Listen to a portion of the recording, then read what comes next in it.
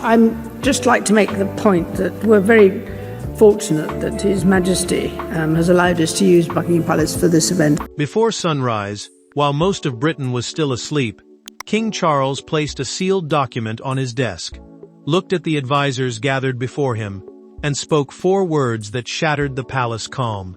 "This stops today." Moments later, his signature transferred Camilla's operational royal powers to Princess Anne. It was not a warning, a temporary restriction, or a symbolic reprimand.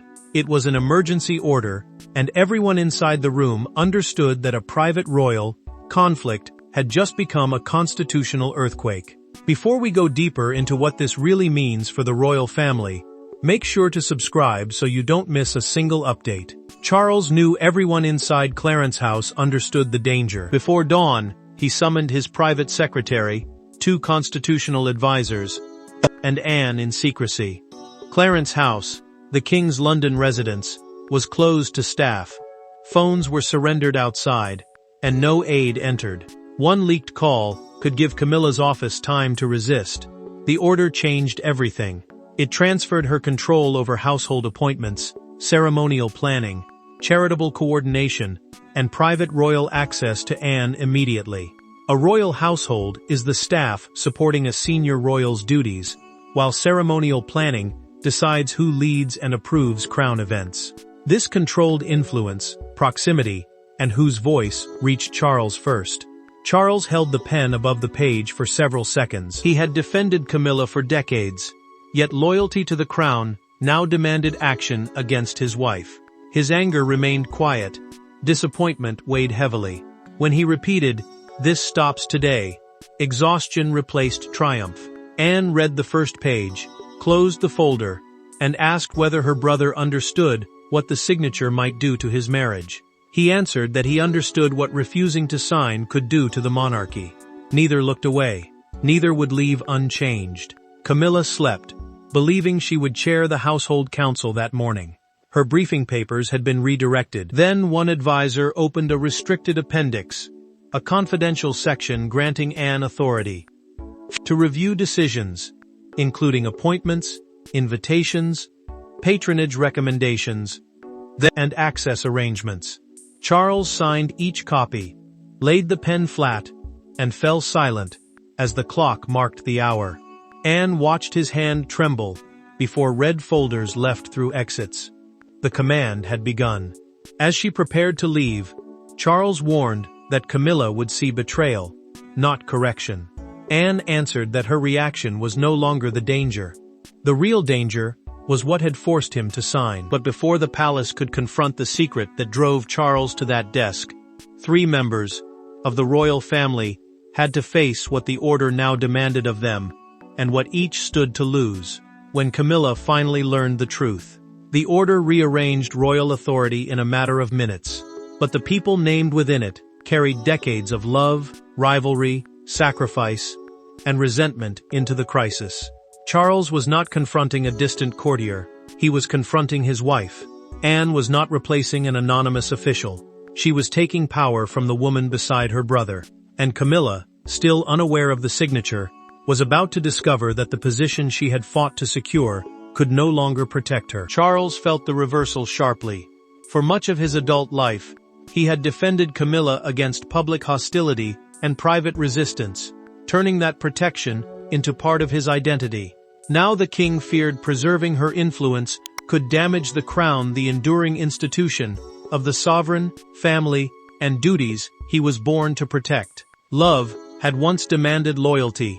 Duty now demanded a boundary. Anne carried a different burden. Princess Anne, the king's sister and a dependable working royal, was trusted whenever ceremony gave way to hard decisions. She did not chase popularity or praise. Her strength was decisiveness, making her the safest person to restore order and the greatest threat to anyone, depending on unclear rules, private favors, or influence, leaving no written trail. Charles remained alone after the advisors departed.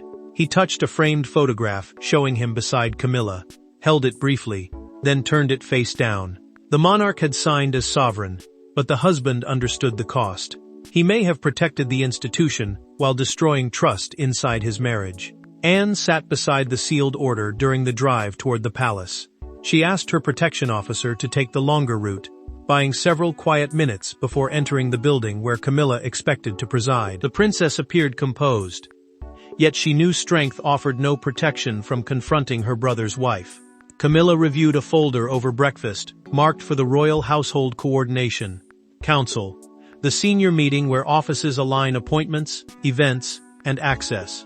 Her influence had spread through recommendations, guest lists, charities, and ceremonial choices. She underlined 2 names, and told an aide she would settle both appointments before noon. Already aware that her authority was suspended, he lowered his eyes. She noticed, but mistook his silence for nerves. William had received a warning the previous evening. The prince asked only, "Will Anne have the power to finish it?" Charles answered, "She must." That exchange revealed the truth. Resistance had been expected. To understand why Charles chose the crown over the woman beside him, the story must return to the ceremony, where a sealed guest list, a defied instruction, and one closed door transformed private concern into a point of no return. The crisis did not begin with shouting, scandal, or a public mistake. It began during a private Windsor planning session 3 nights earlier, when Camilla overturned a direct instruction from the king and attempted to remove Princess Anne from a Fader Major State Ceremonies Decision-Making Council. The change was made after Charles had approved the final structure. It was concealed inside a revised schedule and presented as routine. Yet one handwritten note survived, and when that note reached the king, uncertainty became fury. Charles had designed the national service to project unity at a moment when competing royal offices were pulling apart. A state ceremony is an official crown event representing the monarchy before the nation, so control over participation carried more than symbolic weight. He had placed Anne over the working royals because her discipline could prevent personal ambition from turning public duty into a contest. Camilla saw that structure differently. She believed the service should present the king and queen consort as one commanding Fregiddens, and she feared Anne's control suggested Charles trusted his sister more than his wife. Her office drafted another plan, reducing the Princess Royal's authority while expanding her own. The Windsor Evening Council became the point of no return. During that private planning meeting, Camilla ordered the deputy private secretary to remove Anne's name from the ceremonial command sheet, the document identifying who directs each part of the service, and replace her with someone from her household. When he reminded her that Charles had approved the arrangement, she closed the folder and replied, "The king will understand once it is done." The deputy froze. He asked whether the monarch had authorized the change, but Camilla insisted her instruction was enough. Torn between obedience to her office and loyalty to Charles, he preserved the discarded original page and later sent it through a trusted equerry, an officer who carries confidential messages, to William. Anne discovered the exclusion the next morning. Her chair was gone, her name card abandoned on a side cabinet, and an aide told her the briefing had changed. She placed the card inside her coat and walked away without protest. William read Camilla's handwritten amendment twice, then called Charles. "You need to see what was done in your name," he said. A discreet documented review uncovered redirected invitations, removed advisors, and delayed recommendations from Anne. Charles sat alone with the note, recognized her handwriting, folded it, reopened it, and summoned his sister for the dawn meeting. When Camilla entered that council chamber and found Anne seated in the chair she had tried to remove, the hidden conflict could no longer remain inside sealed folders, and the confrontation Charles had feared became unavoidable.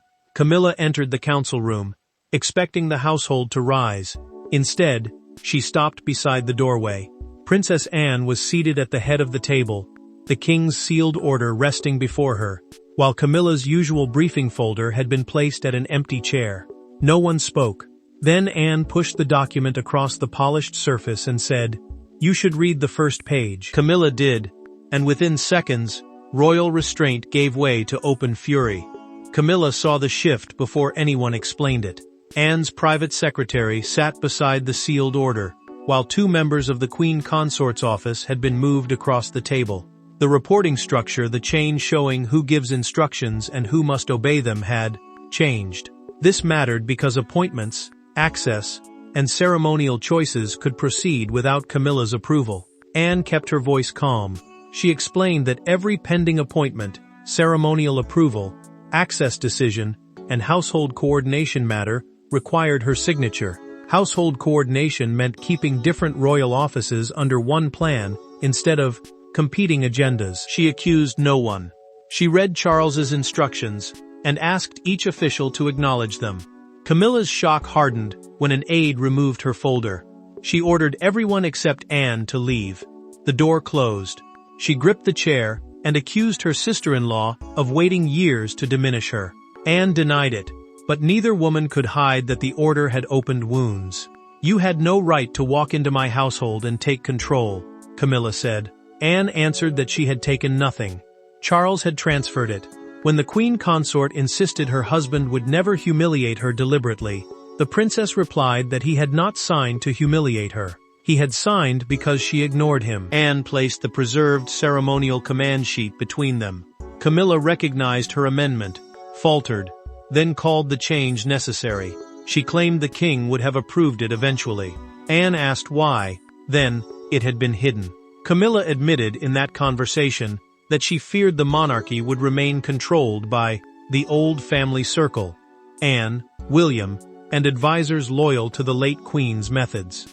Unless she secured authority now, she believed she would always be tolerated, never accepted. Camilla pulled out the chair, but refused to sit. She shoved it back and said she would speak to Charles herself. Anne placed one hand on the order and warned that the king had decided. "Then he can make it again while looking at me." Camilla crossed the corridor, carrying anger, disbelief, and the evidence of her own defiance, but behind the next closed door, she would discover that the order rested on power far greater than Anne's willingness to enforce it. Camilla expected to find a husband she could persuade. She found the king waiting instead. Charles stood beside his desk, with the original order open before him, and for several seconds, he did not invite her to sit. The distinction was devastating. This was not a marital disagreement hidden behind palace walls. It was a sovereign confronting someone who had exercised power in his name without permission. And the person across from him happened to be the woman he loved. Charles let the silence hold. Camilla's authority came through delegation, meaning duties entrusted by the sovereign, not power she owned independently. That mattered because the king could withdraw household control without removing her public title. The order targeted operations, not her position beside him. Anne had been chosen. She commanded respect across royal offices, built no faction, and rarely used duty for personal advantage. Charles needed someone who could enforce the transfer and withstand pressure from Camilla and Camilla, the family. Camilla asked whether decades of loyalty meant nothing beside one altered document. She reminded him of the hostility they had survived, and the years when he defended her. Charles listened, then answered that the question was not whether she loved him, it was whether she believed love gave her permission to overrule him. Charles lifted the Windsor note. He asked why she had written that he would understand once it was done. Camilla said she had protected their shared position. The monarch replied that she had protected a version of power he never granted. His sadness cut deeper than anger, because he understood that she had treated his trust as something to manage. Camilla stiffened when Charles disclosed the restricted appendix, a confidential section granting Anne authority to review decisions from her office. "How far back?" she asked. The question alarmed him. It suggested the Windsor alteration was not the only act she feared might surface. Camilla accused Anne of manipulating him. Charles answered that William supported the transfer before another order could be changed. The prince demanded neither punishment nor publicity. He wanted the chain of command restored. Charles then asked for the Queen's household seal, the official stamp approving internal correspondence. Camilla held it tightly before placing it on the desk. He waited until she stepped away to touch it. Charles collapsed into his chair after she left. While his secretary watched, Anne opened the first archive box and found altered access lists, unsigned recommendations, and a cancelled meeting involving William. The order had survived Camilla's challenge, but its true impact was only beginning because every folder Anne opened turned a private rebellion into an immediate purge of decisions, appointments, and alliances across the palace. By midday, the emergency order was no longer a secret, confined to 3 rooms. Telephones rang across royal offices. Meetings vanished from calendars. Invitations were frozen. Staff members who had spent months seeking Camilla's approval suddenly received instructions to report to Princess Anne. Yet the harshest consequence was not written in any memorandum. It came when Camilla returned to her office, reached for the secure cabinet, and discovered that her access code no longer worked. Anne moved immediately. She suspended every unfinished appointment and ordered a 48-hour review of ceremonial, staffing, and access decisions.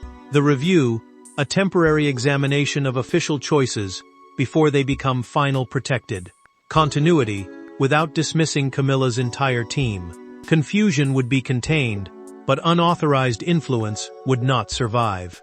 Every disputed instruction would now face immediate scrutiny. The palace divided quietly. Some courtiers felt relieved that competing instructions had ended. Others feared their closeness to the queen consort would now mark them as disloyal. A third group blamed Charles for allowing private tension to become an emergency. Outward calm remained, yet every relationship was being measured again. Camilla entered the code twice. When an aide explained that restricted records had moved under Anne's authority, she dismissed the room, removed her glasses, and sat before an unopened engagement brief. Her senior assistant returned moments later and asked whether the household was being dissolved. As the woman began to cry, Camilla took her hand. "Do not make this look like defeat," she said, even as defeat settled heavily around her. Anne found something worse inside the archived access lists. Several people recommended by William had been removed from private briefings with Charles, while names favored by Camilla's advisors appeared without a clear approval trail. Control over ceremony had been one battle. Control over who reached the king was the deeper one. One cancelled meeting changed everything. Camilla's office had told Charles that William postponed a discussion about long-term royal restructuring. The prince had been told his father was unavailable. Neither message was true. The false separation threatened the direct bond between sovereign and heir at the moment the Pauline monarchy needed unity most. William arrived carrying his copy of the request. Charles placed it beside Anne's recovered version, and the conflicting explanations exposed the interference. "This is what I was afraid of," the future king said. After he left, Anne admitted to her brother that she had expected pride and poor judgment, not deliberate separation between sovereign and heir. As the palace absorbed the first wave of consequences, Anne sent Camilla a handwritten message requesting a meeting with no aides, no secretaries, and no sealed folders, only 2 women confronting what power had done to their family. That evening, Camilla entered a small sitting room and found Anne waiting without documents, staff, or the insignia of authority. For the first time since dawn, there was no audience to impress, and no procedure behind which either woman could hide. Anne poured tea, but Camilla left her cup untouched. "Have you come to take something else?" she asked. Anne looked at her for a long moment and answered, "No. I came to understand why you thought you had to."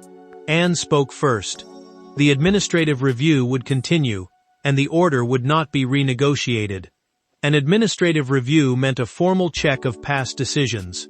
She had come because removing power, without confronting the fear behind it, could leave the same danger beneath a quieter surface. Camilla understood the difference. Anne had entered royal life by birth, secure in her place even when affection was scarce. The queen consort had entered under suspicion, carrying hostility and doubt. One trusted duty to protect her position. The other built influence before acceptance could be withdrawn. Camilla admitted during their private conversation that she never believed the family accepted her authority. She felt Anne and William saw her as an attachment to Charles, not part of the crown's future. The crown meant the sovereign and the royal system surrounding him. Whenever decisions bypassed her office, she saw not procedure, but a warning that she could be pushed aside if the king weakened. Anne reached into her coat and placed the Windsor name card on the table. She said resistance had not begun because of Camilla's past. It began when affection became command. Finding her chair removed had not made the princess feel challenged. It had made her feel erased by her family. Camilla confessed that she delayed the meeting between Charles and William because she feared they would approve a future structure reducing her role. She planned another discussion where she could be present. She denied wanting to divide father and son. Anne answered that controlling their access had done exactly that. Anne revealed in that private exchange that she advised Charles against stripping Camilla of public duties. The operational powers would remain transferred, but dignity could survive if boundaries were obeyed. Camilla finally lifted the tea. She asked whether Charles could trust her again. Anne offered no easy comfort. Trust, she said, would return only through restraint when no one was watching. Camilla admitted her struggle for security had created the isolation she feared. By the following morning, restraint inside the palace collided with fascination beyond its gates. And one newspaper, image transformed a private transfer of authority into the defining royal story of the day. At 6 the next morning, delivery vans dropped newspapers across London, carrying the same astonishing image.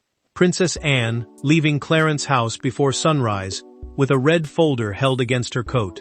One front page printed 4 enormous words beneath it. The princess takes control. Within an hour, broadcasters were interrupting regular programming. Crowds were forming near Buckingham Palace, and the question dominating Britain was no longer whether something had happened, but why the king had moved against his own wife. Buckingham Palace answered with restraint. Its statement confirmed that Anne would assume expanded coordination duties to strengthen clarity and continuity across the royal household. That household is the network of staff and offices supporting senior royals. The wording avoided blame, but immediate operational coordination meant the princess now controlled decisions once routed through Camilla. Britain understood the message. A leading morning broadcaster called it the largest internal transfer of royal authority since Charles became king. Commentators stressed that Camilla retained her title and public program, yet the machinery beneath those duties had shifted away from her. Outside Buckingham Palace, rain fell over a growing crowd. An elderly woman held a photograph of the late queen and told a reporter, "Anne will do what duty requires." A younger observer nearby argued that Camilla had been punished before presenting her defense. Their exchange captured a nation divided between confidence in discipline and discomfort. With public humiliation, Camilla watched the first broadcast alone, already dressed for an engagement. When the front page appeared, she switched off the television. She did not cancel. Completing that visit would test whether the queen consort could accept the boundaries she had discussed with Anne. Charles studied the morning press summary before breakfast.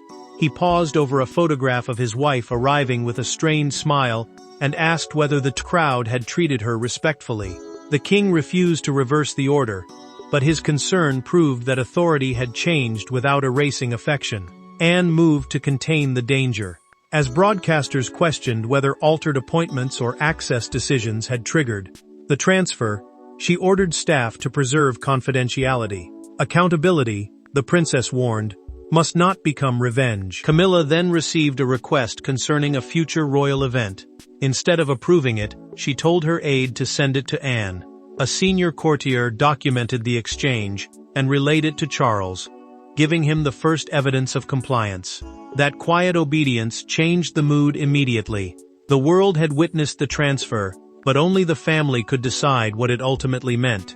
And when 4 chairs were placed around the king's table that evening, there would be no more hidden amendments, divided messages, or unfinished truths. The final meeting lasted less than an hour, yet it settled what years of private tension had left unresolved. Charles sat between his wife, his sister, and his heir, with the emergency order placed at the center of the table. No advisors spoke for them. No courtiers carried messages between rooms. The king looked first at Camilla, then at Anne, and declared that the transfer of operational powers would remain. But punishment, he insisted, would not become humiliation, and authority would never again operate through secrecy. Charles made the settlement permanent. Anne would retain control over household coordination, ceremonial command structures, access reviews, and cross-household appointments. Household coordination meant keeping royal offices under one agreed system. The order became a formal safeguard, ensuring the sovereign's instructions could not be altered by competing offices. Camilla remained queen consort, continuing public engagements, charities, and ceremonial duties beside the king. Yet she lost unilateral operational control. Every request from her office would follow the same documented approval process as the rest of the family. Her title survived. Her private reach did not. Camilla accepted responsibility in the recorded family meeting. She admitted changing the Windsor command structure and interfering with the meeting between Charles and William. Fear of exclusion, she said, drove her to exclude others. The confession could not erase betrayal, but it ended the denial, blocking any path toward trust. Charles answered with painful clarity. He still loved her, but love could not replace constitutional discipline, the rules keeping royal power accountable. He would not restore her authority to repair their marriage. Trust might return privately, while public duty remained protected. Anne placed the Windsor name card at the center of the table. She promised not to use authority for revenge or weaken Camilla's legitimate work. No one, she said, should remove another person's chair simply to feel secure. William and Charles established a private meeting no household could cancel. The king apologized for allowing their communication to weaken. The prince replied that the new structure must protect the next generation, not preserve blame. Charles signed the confirmation page, closed the red folder, and handed it to Anne. She immediately passed it to his private secretary for official custody, proving the power belonged to the crown, not to her. And so the words, "This stops today," became more than an angry command spoken before sunrise. They became the moment Charles finally proved that the crown could forgive human failure, without surrendering its boundaries, and that within the monarchy, love might endure, but duty would decide. Thanks for watching. Please don't forget to like and subscribe, and we will see you in next one.